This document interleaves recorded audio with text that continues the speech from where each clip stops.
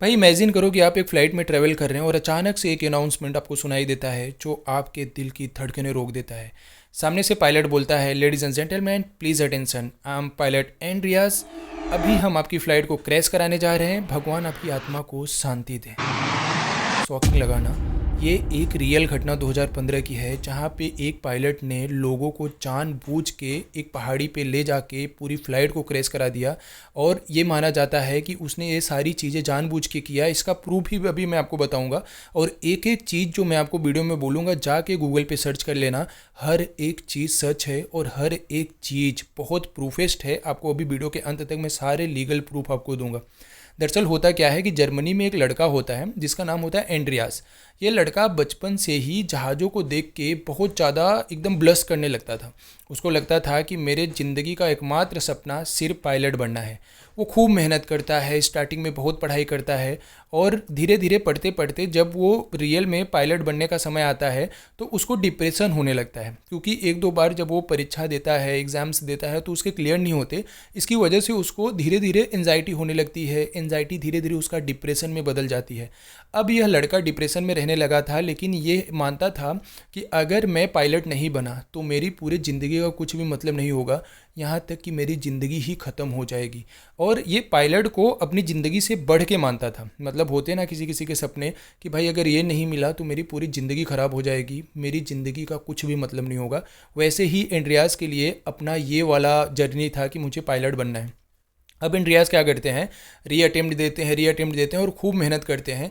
आखिरकार जब वो समय आता है कि ये पायलट बन जाते हैं। पायलट जब बनते हैं, लेकिन इस समय तक पायलट बनने का सपना तो इनका पूरा हो गया था, लेकिन इनकी बॉडी जो थी अब इनका साथ नहीं दे रही थी। ये बहुत भयानक वाले डिप्रेशन का शिकार हो गए थे। अब इनको ख्याल आते थे, अपनी ज़िंदगी ख़त्म कर लेने के ख्याल आते थे, कहीं जाके कूद जाने के ख्याल आते थे। ऐसे बहुत सारी चीज़ें इनके माइंड में हमेशा चलती रहती थी। लेकिन ये अपने सपनों के बीच में इसको आने नहीं देना चाहते थे। इसके लिए कभी भी ये चीज़ें किसी से शेयर नहीं करते थे। अपनी गर्लफ्रेंड को कभी नहीं बताते थे, अपनी फैमिली मेम्बर को कभी नहीं बताते थे। चुपचाप ये दर्द वो सहन कर रहे थे। लेकिन आपको पता होगा शायद, या तो अगर आप सर्च करेंगे तो आपको पता लगेगा कि डिप्रेशन आज की दुनिया की सबसे ख़राब बीमारी है। क्योंकि अगर डिप्रेशन आपके सबसे लास्ट स्टेज में पहुंच गया तो आप ऐसे बैठे रहेंगे, आपको दिखाई देगा कि सामने पूरा ब्लैक हो गया है। आपको दिखाई देगा कि जैसे मैं जाने वाला हूँ, कहीं मैं मरने वाला हूँ, बहुत सारी चीज़ें भाई, मतलब एकदम माइंड ही पूरा ना फक्ड अप हो जाता है, समझ ही नहीं आता कि क्या हो रहा है हमारे साथ। यही चीज़ सेम हो रही थी एंड्रियास के साथ। एंड्रियास जर्मनी में एक छोटे से गांव में पैदा होते हैं और ये अपने बड़े सपनों के साथ वो जर्मनी के मेन शहर में आ जाते हैं और वो पायलट बनते हैं, जहाँ पे उनको जर्मन विंग्स में कैप्टन बनाया जाता है। वो जर्मन विंग्स में जाके पायलट बन जाते हैं और अब उनका ये समय था जब वो ट्रेनिंग पूरी करके जहाज़ उड़ाते थे।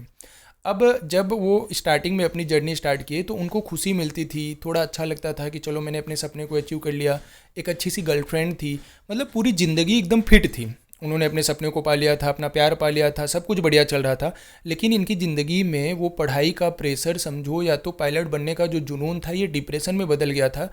ये पायलट बनने के बाद भी इनका पीछा नहीं छोड़ा था। अब एंड्रियास इस चीज़ को लेकर इतना परेशान हो गए थे कि ये डिप्रेशन की गोलियां खाते थे। एक एक दिन में चार चार पाँच पाँच डॉक्टर से अपॉइंटमेंट लेते थे। जर्मनी में एक रूल है कि अगर आपको कोई भी बीमारी है तो कोई भी डॉक्टर आपकी बीमारी को लीक नहीं करेगा। This is the privacy culture of German, कि वहाँ पे अगर आपको कोई भी बीमारी है तो कोई भी डॉक्टर आपके डेटा को कभी लीक नहीं करेगा। ये वहाँ पे बहुत बड़ा कानूनी अपराध है। अब ये क्या करते हैं, एंड्रियास इस समय तक इतना ज़्यादा शिकार हो गए थे डिप्रेशन का ना, कि इनको ना एकदम अजीबो गरीब ख्याल आते हैं, एकदम अजीबो गरीब उनके माइंड में विचार आते हैं। उनको लगता है कि भाई अब मुझे अपनी ज़िंदगी ख़त्म कर लेनी चाहिए।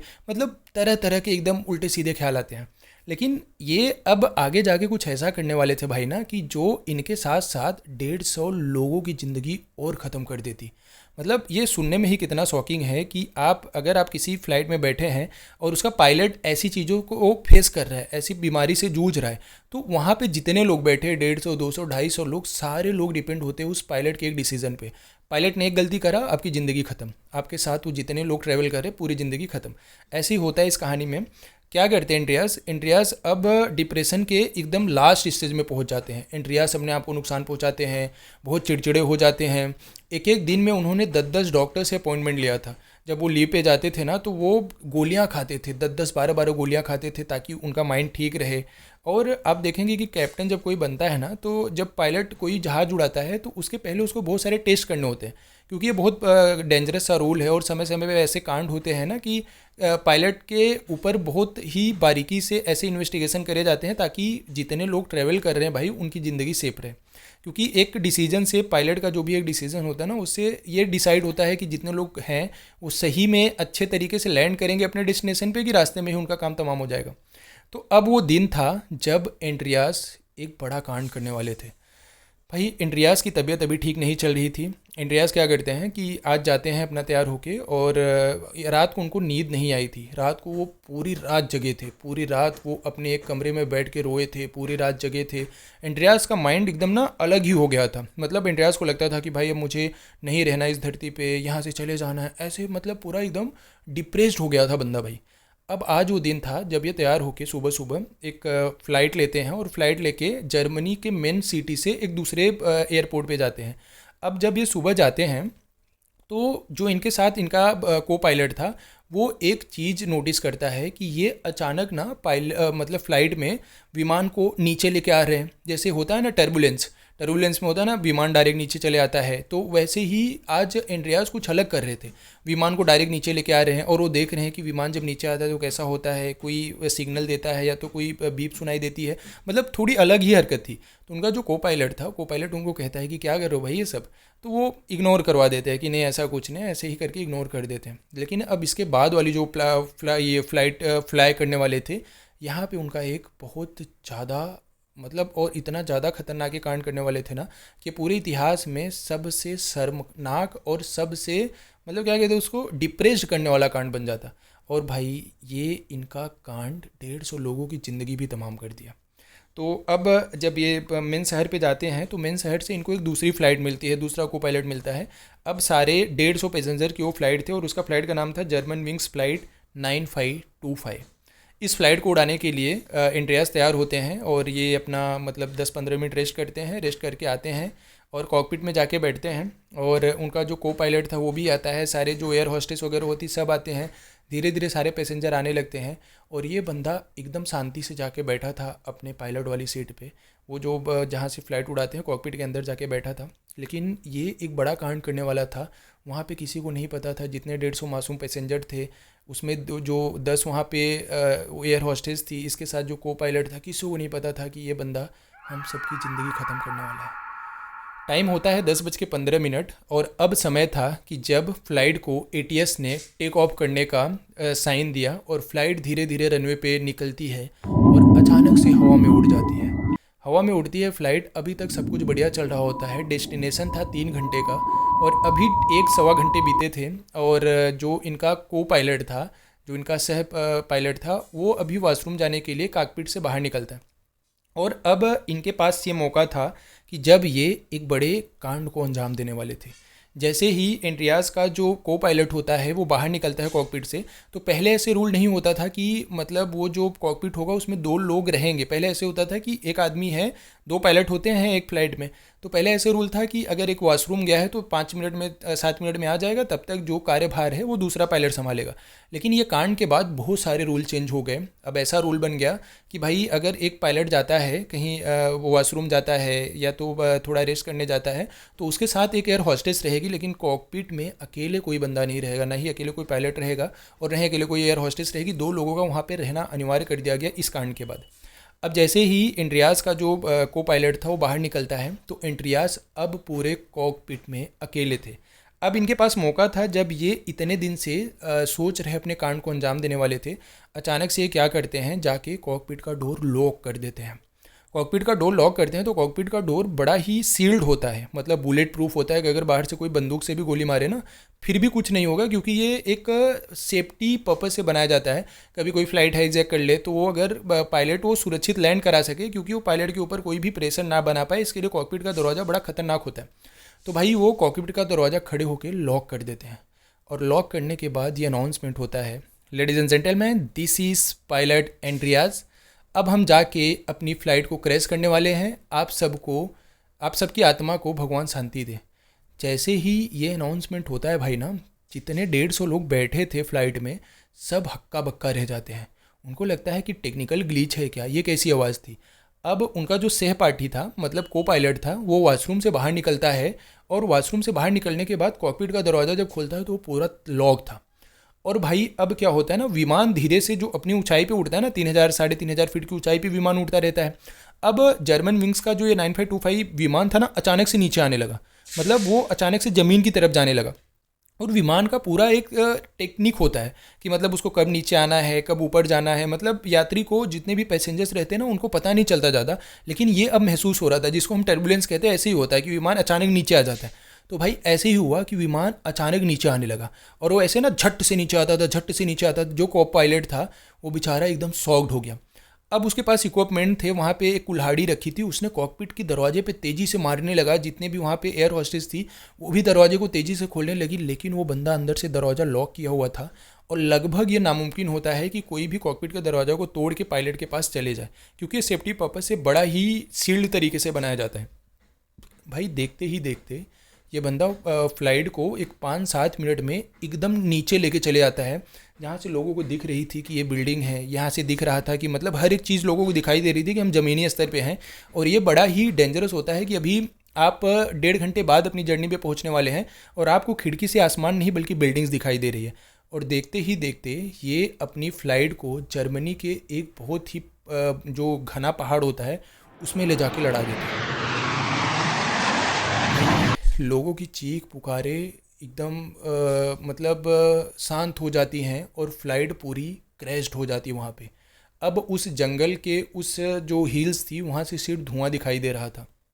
लोगों को पहले स्टार्टिंग में लगता है, क्योंकि अब किसी की जान बची नहीं थी, लोगों को पहले स्टार्टिंग में लगता है कि ये सिर्फ एक आम क्रैश था, कि जो कि मतलब कुछ टेक्निकल प्रॉब्लम की वजह से हुआ था। लेकिन जब इन्वेस्टिगेशन होता है और चीज़ें बाहर निकल के आती हैं तो लोगों के होश उड़ जाते हैं।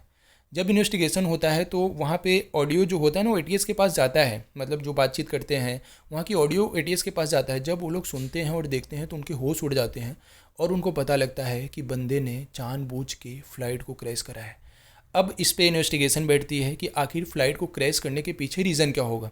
अब जब इन्वेस्टिगेशन होती है, उनके रूम का जांच पड़ताल होता है, तो देखा जाता है कि ये बंदा अपने गूगल की हिस्ट्री में, 2015 की बात है ये बंदा अपने गूगल की हिस्ट्री डिलीट किया था। लेकिन जब इसको रिकवर करा जाता है तो उसमें इस बंदे ने सर्च कर रखा था कि फ़्लाइट को अचानक से क्रैश कैसे करें, फ़्लाइट के साथ ऐसा कैसे करें, मतलब ऐसी ऐसी चीज़ों को सर्च कर रखा था ना, कि अपनी ज़िंदगी को ख़त्म कैसे करें, मतलब ऐसी चीज़ों को सर्च कर रखा था। और फिर बाद में देखा गया कि ये बंदों ने 40-40 डॉक्टर से अपॉइंटमेंट ले रखा था, 30-30 डॉक्टरों से एक एक दिन में मिलता था अपने डिप्रेशन के लिए। और वहाँ पे कुछ ऐसे ड्रग्स पाए गए ना जो ये सोने के लिए यूज़ करता था, मतलब इसको नींद नहीं आती थी, एकदम डिप्रेस्ड रहता था। जब बाद में इसकी गर्लफ्रेंड को उठाया गया तो गर्लफ्रेंड ने बताया कि कुछ दिनों से इसका बर्ताव बड़ा ही अजीब था, मतलब लोगों से ये बड़ा चिड़चिड़ होकर बात करता था, मुझसे भी लड़ाई झगड़े होते थे और मतलब एकदम अलग ही रह रहा था। इसके लिए मैं 10 दिन से इससे बात भी नहीं की थी। और जब वो ऑडियो लिया जाता है, जो फ़्लाइट का ऑडियो होता है ना, तो फ़्लाइट के ऑडियो में ये देखा जाता है कि जब फ़्लाइट क्रैश्ड हो रही थी, मतलब नीचे आ रही थी, जब ये बंदा नीचे लेके आ रहा था फ़्लाइट, उस समय पैसेंजर्स काफ़ी डरे हुए थे, सब लोग चिल्ला रहे थे। ये जो इनका को पायलट था वो हथौड़े से कॉकपिट का दरवाज़ा तोड़ रहा था, सारे एयर हॉस्टेस चिल्ला रही थी, अनाउंस कर रही थी। लेकिन जब इसके पास वहाँ पे एक ये लगा रहता है स्पीकर, जो बहुत बारीक स्पीकर रहता है, आपके सांसों की भी आवाज़ वो ले सकता है। जब वो देखा जाता है तो उसमें देखा जाता है कि इस बंदे की सांसें एकदम नॉर्मल थी, मतलब उसको कोई भी पछतावा नहीं था कि वो इतने लोगों को मार रहा है, कोई भी रिग्रेट नहीं था, बल्कि वो खुश था कि इतने लोगों को अपने साथ लेके मर रहा है। ये बात को लेके वो बहुत खुश था। मतलब ये एकदम हॉरर सी स्टोरी है कि कोई बंदा सिर्फ डिप्रेशन के चक्कर में इतना बड़ा कदम उठा लेगा। और मतलब इसमें बाद में ना ये जर्मन विंग्स की जो फ़्लाइट है ना, इस पर भी बड़ा थू थू हुआ था कि फ़्लाइट उड़ाने से पहले पायलट की बहुत अच्छे से जांच होती है, लेकिन तुमने कैसे बिना जांच के कैसे पायलट को आने दिया, कैसे तुमको ड्रग्स का वो जो ये है पोटेंशियल है आपको ब्लड में नहीं दिखा। इस पर भी बहुत जांच पड़ताल हुई थी, इंटरनेशनल लेवल पे इस फ्लाइट का बड़ा थू थू भी हुआ था। लेकिन इतने सब के बावजूद वो 150 पैसेंजर्स जो थे वो बेचारे बिना मतलब के, बिना किसी रीजन से, सिर्फ एक पायलट के बकचोदी की वजह से 150 लोगों ने अपनी जान गंवा दी। ऐसे सिर्फ एक किस्से नहीं हैं, ऐसे फ़्लाइट के हज़ारों किस्से हैं जहाँ पे सिर्फ एक गलती की वजह से पूरे जितने भी लोग बैठे रहते फ़्लाइट में ना, उनकी जान चली जाती है। ऐसे अभी आप देखो गुजरात 2025 में हुआ था कि अब बताया जाता है वहाँ पे कि फ्यूल का बटन दबा के फ्यूल लॉक कर दिया था, जिसकी वजह से इंजन फेल हो गए थे, पायलट की गलती थी, और इसके लिए विमान जाके एक हॉस्टल पे गिर गया था, जिसकी वजह से क्रैश हो गया था। अब इसमें एक्चुअल जो इन्वेस्टिगेशन है नहीं हुआ और जांच भी बाहर नहीं आई, इसके लिए पायलट को दोषी ठहरा दिया गया। लेकिन ये वाला जो मैटर 2015 का बता रहा हूँ जर्मन मिक्स की फ़्लाइट का, इसमें 100% फ्लाइट के पायलट की गलती थी, जो अपने डिप्रेशन के चलते 150 लोगों की जान ले लिया था। भाई ये ना, अगर आप सोचो, आप इमेजिन जस्ट करो कि आप किसी फ़्लाइट में बैठे हो और अचानक से किसी पायलट की ऐसी आवाज़ आती है।